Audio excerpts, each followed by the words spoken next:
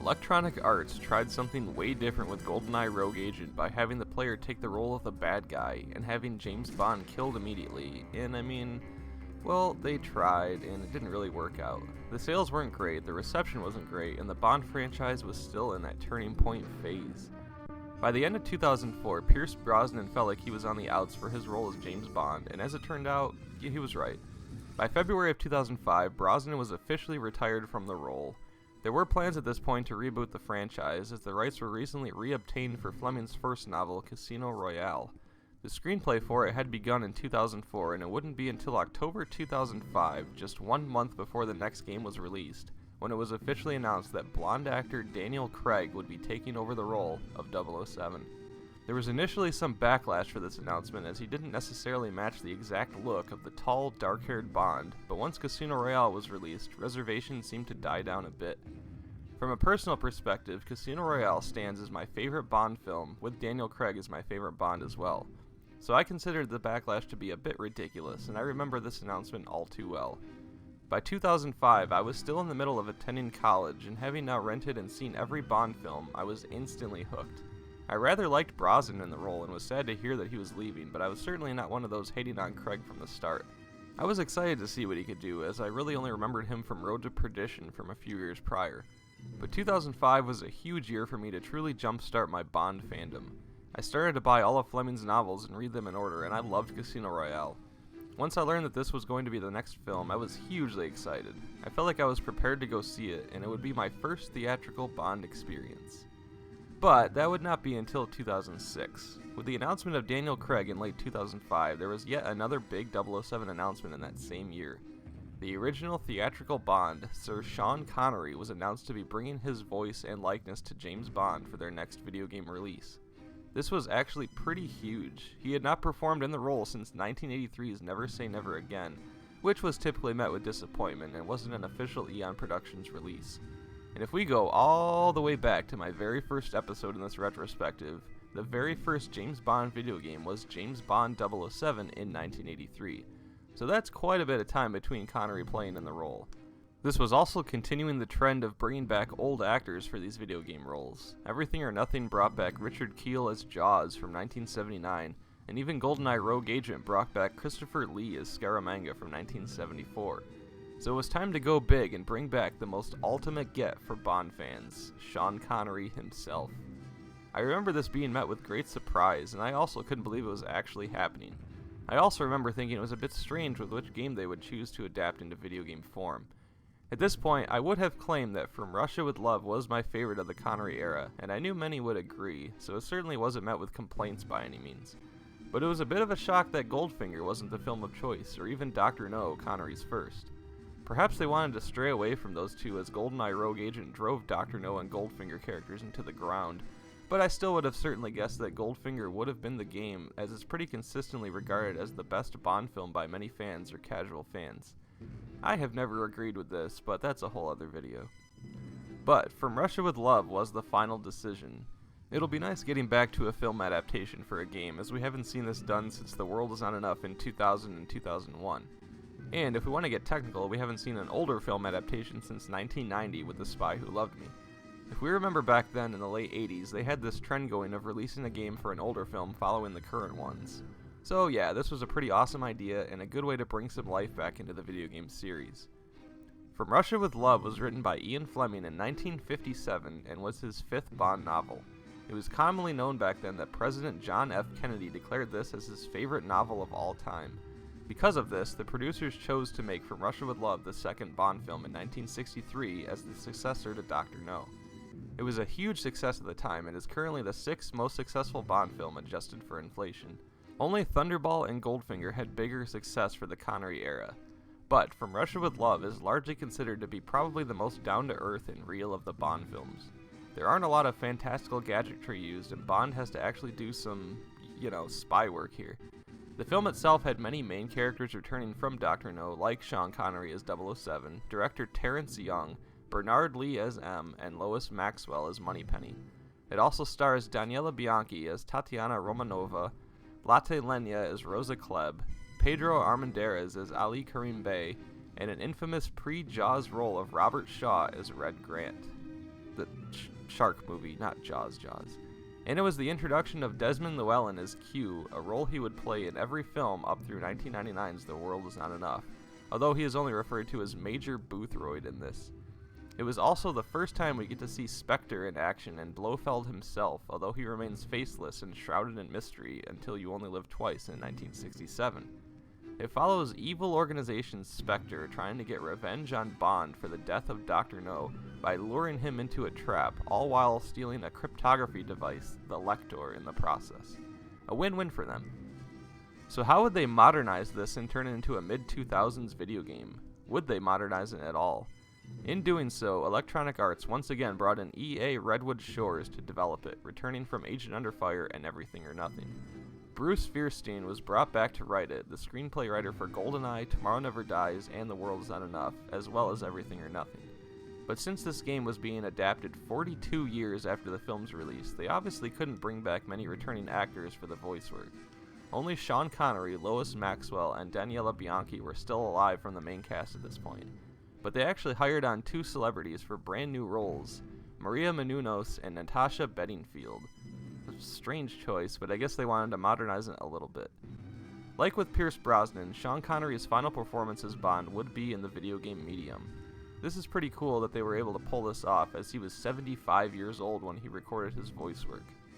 Since then, Sir Sean Connery has recently passed away, and his lasting impression on this franchise can never be understated. The majority of fans consider him to be the definitive James Bond, and his legacy in the role will forever be ingrained. So, like with the last 4 games in this retrospective, we are yet again still within the 6th generation of video gaming.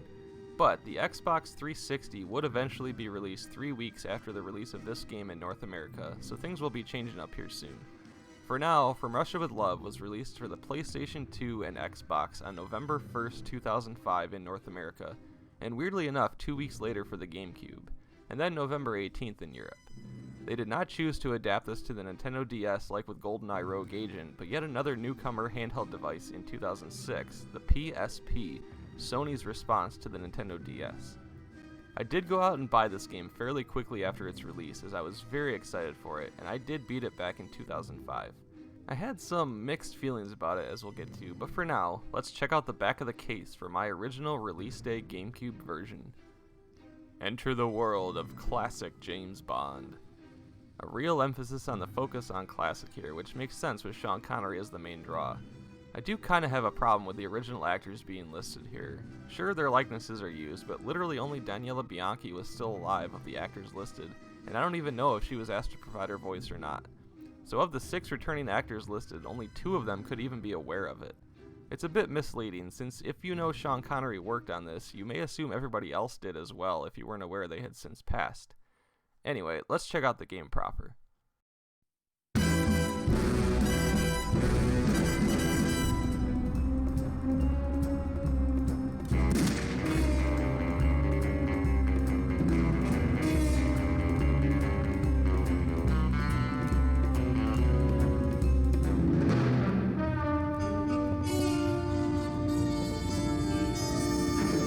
Heck yeah, I love that they use the old school gun barrel sequence. It may clash with the 6th gen video game graphics immediately after, but I don't care. I love that they did this.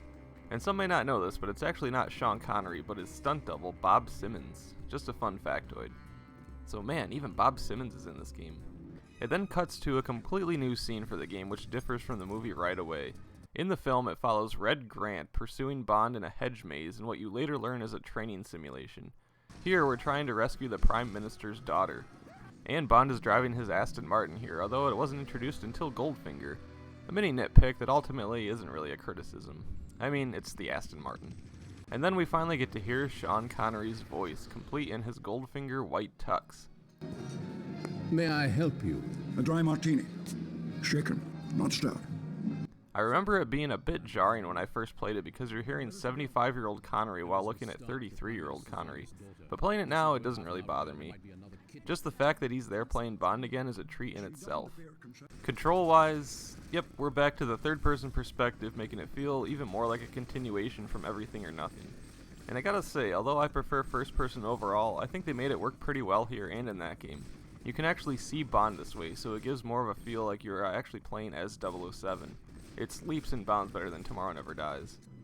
It controls quite easily. With the GameCube controls, you hold L to lock onto targets, R fires, and A reloads. The other buttons do things as well, like dive, cover, etc., but those are the 3 essentials in order to play. It makes getting into the game easier for beginners. They also added something called Bond Focus, where when targeting, you can press B to go into sub-aiming screen for better accuracy or specific things to shoot. It's a nice addition and something to practice during your playthrough.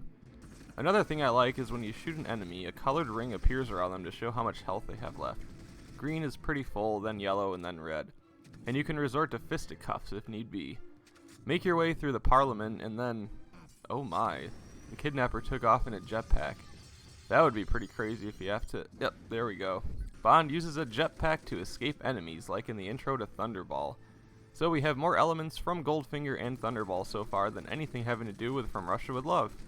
But now it's time to fly around the clock tower, shooting down dudes suspended on ropes, folks in jetpacks, and even a helicopter.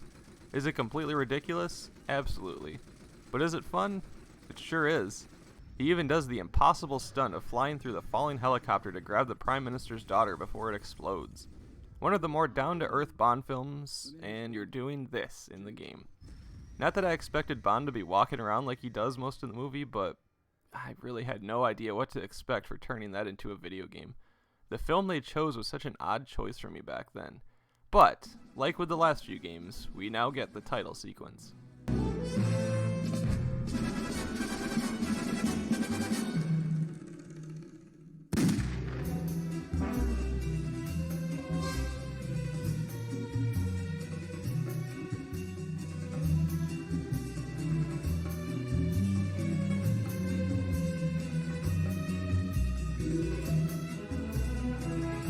As it should be, we get a nice version of the song from the film, complete with a few mini clips of some scenes with the actors listed.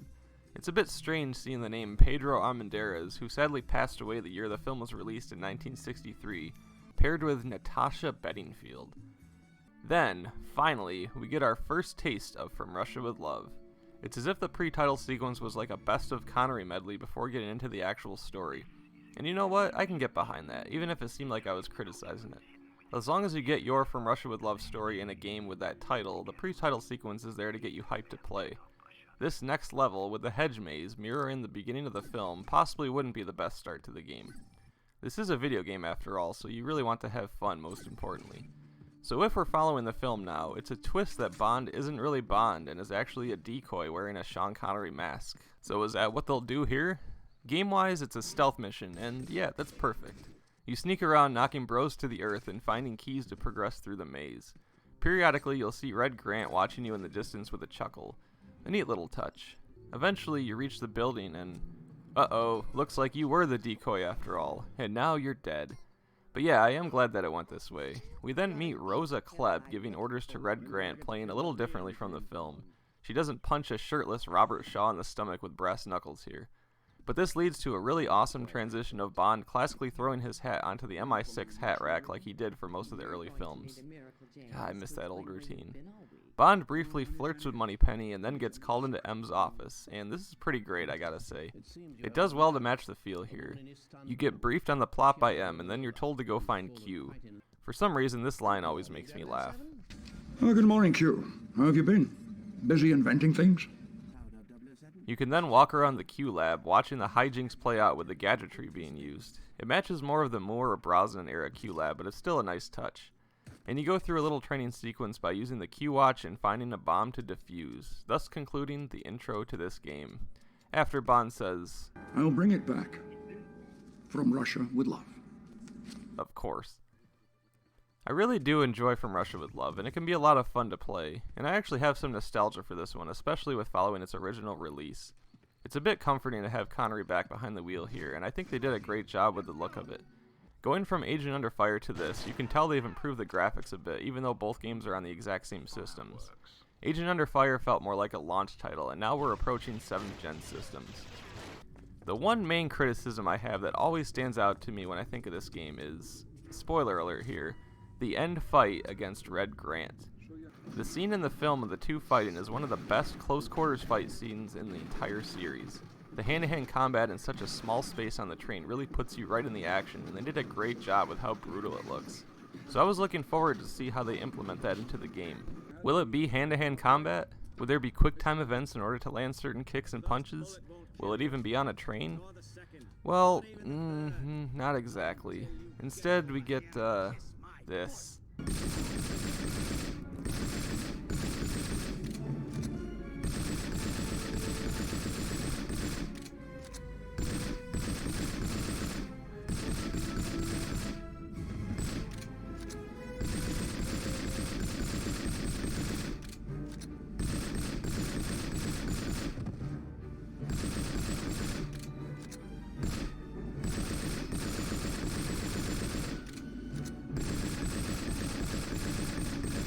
I feel like they took way too many liberties here. I mean, you end up shooting him like 300 times. Many of those can be shots to the head.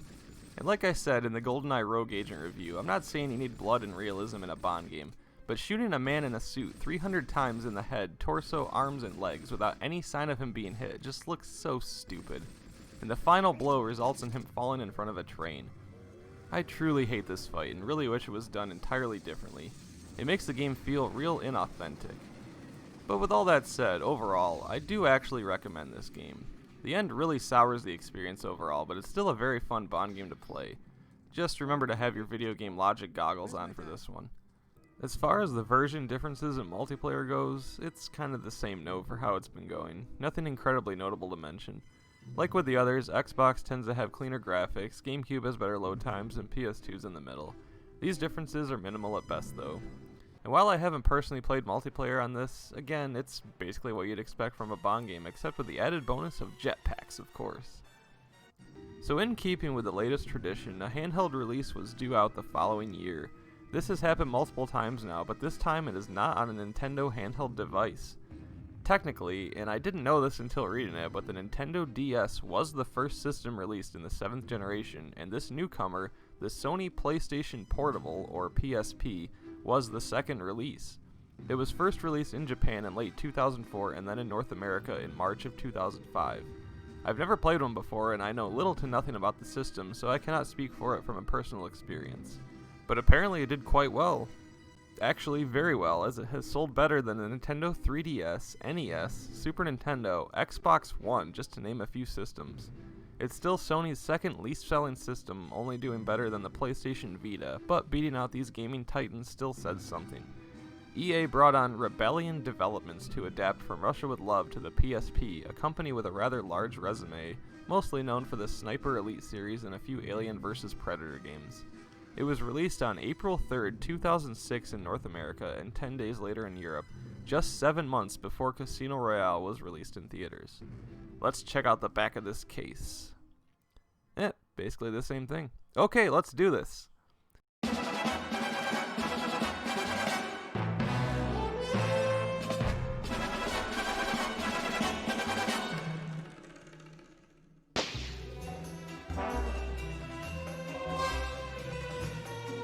So it starts with the exact same title sequence, and wow, it's nicely done for a handheld system. Then you start with the gameplay, and I mean, look at this. It's practically spot on. Having never played a PSP before, I'm honestly quite impressed. I love the Nintendo DS and all, but I think it's no contest that Sony wins out in adapting this to a handheld system compared to GoldenEye Rogue Agent. Maybe I missed out on the PSP train, but I would give this a recommend. Because of that, there really isn't anything else to add. It's the same game. But hey, it goes out on a high note for me. Thus officially concludes the Electronic Arts era for James Bond video games. They had quite a long run with some real ups and downs. Me personally, I thought Nightfire, Everything or Nothing, and From Russia with Love were definitely the best, and I have a lot of nostalgia for the Nintendo 64 version of The World Is Not Enough. The PlayStation version of that, Agent Under Fire, and GoldenEye Rogue Agent are somewhat in the middle for me, and then Tomorrow Never Dies and 007 Racing are easily the low points, with the secondary handheld releases mostly being pretty forgettable, aside from Russia with Love. They had a good run though, and produced the most games in this series by far. It would be 2 years until there would be a new James Bond game, and Daniel Craig was already finished with his second outing as 007 by that point. And that is exactly what the next game will be based on. Next time, we will enter the Activision era, who will go on to produce 4 James Bond games, temporarily concluding this retrospective until the release of this new upcoming game. James Bond will return in Quantum of Solace.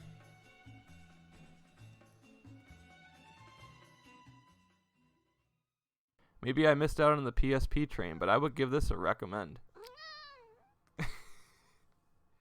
Sorry about that.